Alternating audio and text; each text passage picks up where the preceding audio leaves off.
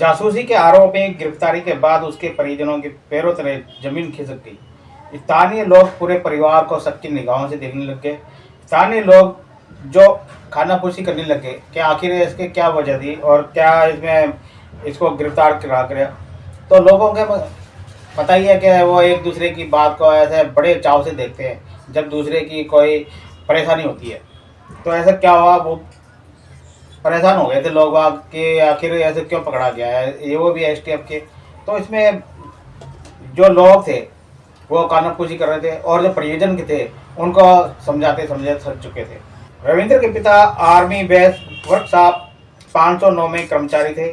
पत्नी आरती सूरी ने बताया कि एटीएस ने उनका मोबाइल भी चेक किया था। उनके मोबाइल में एटीएस को कुछ नहीं मिला।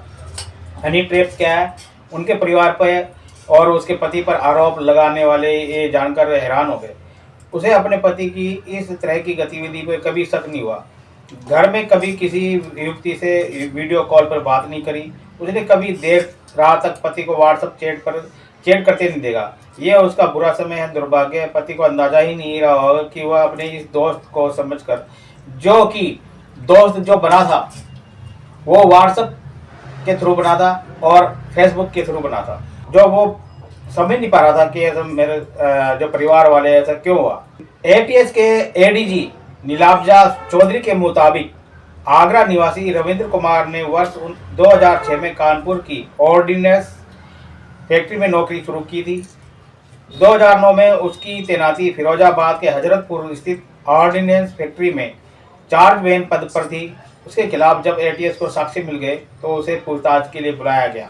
एटीएस के मुताबिक पहले रविंद्र ने अपने अपराध को नहीं माना। वह हर सवाल पर गोलमाल कर रहा था और बरगलाने की कोशिश कर रहा था। बीच में अफसरों ने जब उसे कहा कि घर जाना चाहो तो जा सकते हो, दूसरे दिन फिर आ जाना। उसने कहा कि नहीं, वो यहीं रुकेगा, जब आप लोग पूछताछ से संतोष हो जाओगे तब मैं जाऊंगा। उसके बाद एटीएस ने कई कॉल डिटेल खंगाली और दिखाई तो वो चौंक गया। जिस नंबर पर गोपनीय जानकारियां जिस चैट में भेजी गई थी उसमें पाने वाले का नाम चंदन स्टोर कीपर 2 नाम सेव था, जबकि चंदन का असली नंबर एक ही था।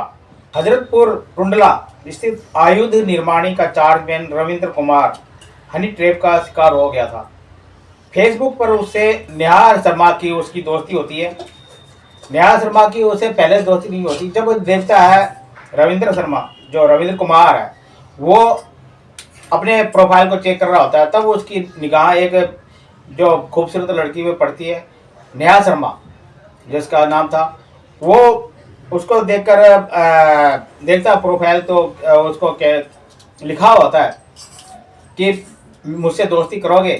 तो वो ऐसे ही टाइम पास करने के लिए वो उसे चैट करने की कोशिश करता है और फिर वो वहाँ पर उसके मैसेज भेजता रहता है। जब दोनों का आदान प्रदान होता है मैसेज के थ्रू तो वो बातचीत आगे चलती है और वो एक दूसरे को है ना चैटिंग करने लग जाते हैं। फिर वो एक नेहा जो शर्मा थी वो उसको उससे नंबर मांगती है, व्हाट्सएप नंबर, कि मुझे अपना व्हाट्सएप नंबर दो तो मैं आपसे बात करूंगी और है ना आप वीडियो कॉल के करके मुझे दिखाओ, मैं आपसे ना रूबरू मिलना चाहती हूँ। तो वो जो रविंद्र कुमार था पहले तो हिचकिचाता है कि मैं यार ये कैसे कौन है, तो लेकिन जब वो उसकी मीठी मीठी बातों में आ जाता है तो वो फिर क्या करता है कि वो उसके थ्रू है ना अपनी मन की मुरादें पूरी करना चाहता था। लेकिन वो कहती है कि भाई बिना मिले हम ऐसे कर नहीं सकते, तो हमें मिलना जरूरी है। नेहा शर्मा लेकर जाती है उसको, ना कि वो रविंद्र कुमार। जब वो उसको होटल में ले जाती है और उसको है ना एक अच्छे से होटल में ले जाती है और वहाँ पर ओयो जो नाम था वहाँ ले जाती है। वहाँ जाकर उसको है ना अपने साथ बिस्तर करती है और उसको कुछ थोड़ा सा खिला देती है रविंद्र कुमार को कि वो है ना थोड़ी बेहोशी के आलम में हो जाता है। और वो उसके फिर बाद में जो नेहा शर्मा थी उसकी है ना वो वीडियो बना लेती है, वीडियोग्राफी कर लेती है। वो फिर वीडियोग्राफी करके फिर वो उसको रख लेती है अपने पास। जब उसके बाद फिर वो रविंद्र कुमार वो कहता है कि भाई अब हमें चलना चाहिए, जब वो उसको थोड़ा सा होश आता है कि हाँ घर में चलना चाहिए और मैं फिर बाद में हम मिलते रहेंगे, लगे ठीक है। लेकिन जब फिर दूसरे दिन जब व्हाट्सएप के बातचीत होती है उसकी रविंद्र कुमार की नेहा शर्मा से, तो नेहा शर्मा जो है ना वो कहती है कि मैं है ना आपको है ना एक चीज़ दिखाना चाह रही हूँ और आप है ना उसे देखकर काफ़ी खुश हो जाओगे, बोला कि और क्या बाकी रहेगी चीज़, जो कुछ वो तो देख ही लिया, चलिए देखो तो सही। तो उसके फ़ोन पर वो है ना उसकी जो वीडियोग्राफी की हुई थी, जो उसने हम बिस्तर करके वीडियो बनाई थी उसने, तो वो फिर उसको दिखा देती है, उसको भेजती है। तो वो एकदम भौचक्का रह जाता है कि हाँ ये क्या हो गया, ये कैसे हो गया। तो वो क्या कहती है कि या तो तुम है ना जो मैं कहूँ वो करो, नहीं तो तुम्हें है ना मैं बदनाम कर दूंगी। बोले कि ये तो गलत बात है, मैं तो सोचा कि तुम मेरी दोस्त हो और मेरे साथ प्यार कर रही हो, लेकिन तुम तो प्यार का नाटक कर रही थी। इसका मतलब कि कुछ भी हो, अब तुम मेरे उसमें चंगुल में फंस गए हो, जो मैं चाहूंगी वैसे करो, नहीं तो है ना तुम्हारा ना अंजाम बुरा होगा। मैं सोशल मीडिया में तुम्हारी जो है ना छवि वो बिगाड़ के रख दूंगी। तुमने क्या कहा था कि मैं ऑर्डिनेंस फैक्ट्री में कंपनी में वो जो अफसर हूँ बड़ा, तो आपने ये तो कहा था ना मुझे। तो इसका मतलब यही हुआ कि आप है ना जहाँ साजो सामान बनते हैं मिलिट्री के, तो आप वहाँ पर फैक्ट्री में काम करते हो, तो आपका तो काफ़ी जानकारियाँ होंगी। तो क्यों ना हम कमाने का सोचते हैं। मैं तो कमा रहा हूँ, मेरी अच्छी नौकरी लग रही है, और क्या है, वो नहीं बताता कि मेरे चार्ज मैन के रूप में नौकरी लग रही है, वो अफसर के रूप में बताता है उसको, नेहा शर्मा को।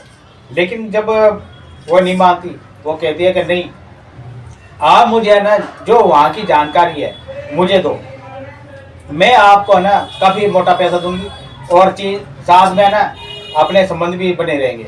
वो फिर कहता है नहीं तो बोला कि नहीं तो फिर देख लो, आपकी सोशल मीडिया में और आपके परिवार में सारी फोटोएं भेज दूंगी, वीडियो भेज दूंगी, देख लो अब आपको क्या चाहिए, अपनी इज्जत चाहिए या फिर पैसा चाहिए। मतलब कि भाई इज्जत भी चाहिए और पैसा भी चाहिए। उन्हें ठीक है, फिर जो मैं कह रही हूँ उसके हिसाब से काम करो तो आपका फायदा है।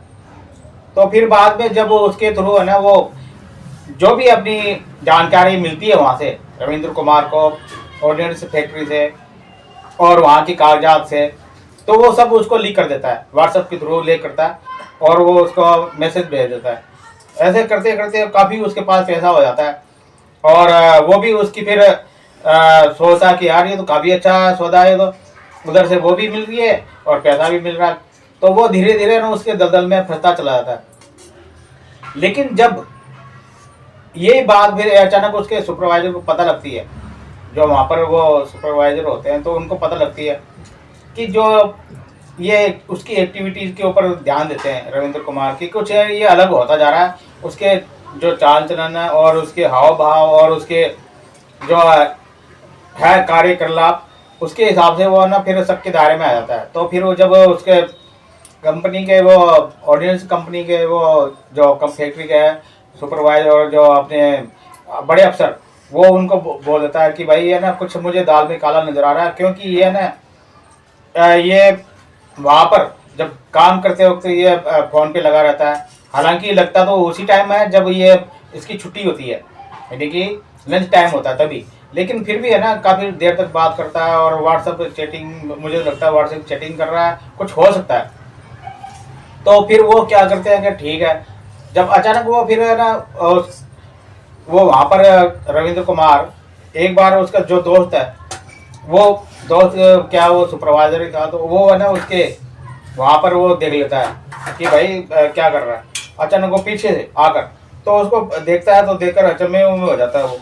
तो वो देखता है कि यार ये तो कुछ मैसेज वगैरह कर रहा है और ये ऐसे हो रहा है। तो फिर वो अपने बड़े अफसरों को बोलता है, अपने बड़े अफसरों को बोल के फिर वो सारी उसकी जानकारी लेने की कोशिश करते हैं। तो वो कहता है कि भाई ऐसा तो है नहीं, मामला बिगड़ जाएगा। तो है ना वो उसको फिर पुलिस को कॉल करके बोलते हैं। तो फिर बाद में जब एफआईआर दर्ज तब होता है जब उसको पुलिस वाले आते हैं उसके, और वहाँ पर जो रविंद्र कुमार है वो उसे जान पहचान करते हैं कि भाई तू कौन है क्या है। तो उसको पता लगता है कि भाई ये तो काफ़ी तगड़ा गेम खेल रहा है। फेसबुक पर उससे जुड़ी नेहा शर्मा नाम की युवती आईएसआई के एजेंट निकलती है। उसके जाल में फंसकर आरोपित उसे गोपनीय सूचनाएं व्हाट्सएप पर भेजता था। एटीएस ने 13 मार्च को पूछताछ के लिए पकड़ा और मोबाइल कब्जे में लिया। साक्ष्य मिलने पर उसे थाना एटीएस लखनऊ में शासकीय गोपनीयता अधिनियम एवं सरकार को डराने की साजिश में मुकदमा लिखा जाता है। आरोपी रविंद्र कुमार को फिर 2 दिन की रिमांड में भेजा जाता है।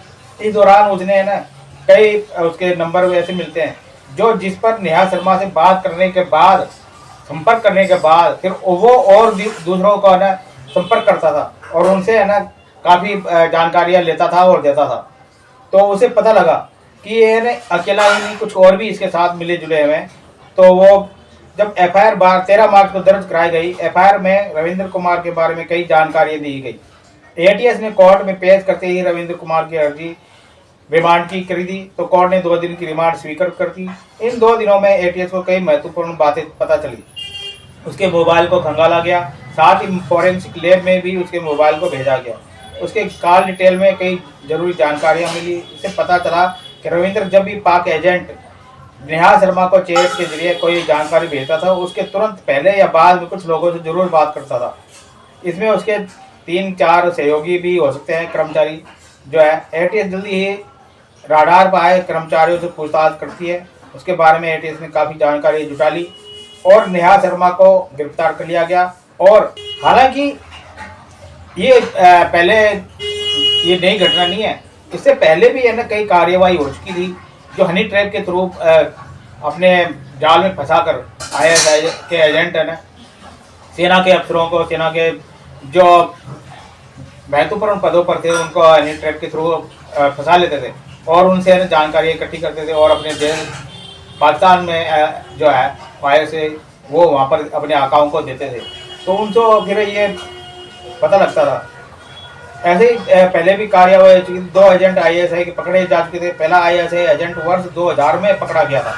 उसके बाद एटीएस ने एक एजेंट अचनेरा से गिरफ्तार किया था। ये हनी ट्रैप की पहली घटना नहीं है। इससे पहले भी सेना के कई जुड़े हुए कर्मचारी एक हनी ट्रैप में पकड़ा गया था, उसका कंप्यूटर जांच के लिए जब्त किया गया था। और भी कई जो बड़े ओहदे पर जो कश्मीर में थे वहाँ पर उनके एक जो डीजीपी रैंक के थे उनको भी पकड़ा गया था, जो वहाँ पर ये हनी ट्रैप के थ्रू पकड़ा गया था उसको। और वहाँ पर उसको पता लगा कि वो वहाँ पर उसके थ्रू पाकिस्तान को वो भेजता था मैसेज। जो फिरोजाबाद की ऑर्डिनेंस फैक्ट्री में चार्जमैन रविंद्र कुमार ने 9 महीने में ही आईएसआई की महिला एजेंट नेहा शर्मा के जरिए कई दस्तावेज और गोपनीय जानकारियां पाकिस्तान को भेजी। इन जानकारियों के लीक होने से देश की सुरक्षा को खतरा बढ़ सकता था। सब कुछ जानते हुए भी नेहा के प्रेम जाल में फंसकर रविंद्र कुमार रुपए कमाने के लिए सब कुछ करता चला गया। उसे न देश का ख्याल रहा, न परिवार का, न खुद का, न ही उसने देखा कि मेरा भविष्य क्या होगा। वो अपने उसके नेहा शर्मा के चक्कर में आकर अपना भविष्य उसने खराब कर लिया। जो सोशल मीडिया है वो एक जरिया होता है कुछ जानकारियाँ आदान प्रदान करने की, कुछ और अपने ज्ञानवर्धन करने की, सोशल में अपना स्टेटस अच्छा करने की। लेकिन कई लोग ऐसे भी होते हैं कि जो है ना उसका दुरुपयोग करते हैं। ऐसे ही दुरुपयोग का ये कारण बना और इसका जो हश्र होता है वो फिर जेल के अंदर ही होगा और कुछ नहीं होगा। आपको एक वीडियो कैसी लगी प्लीज़ लाइक शेयर सब्सक्राइब करें।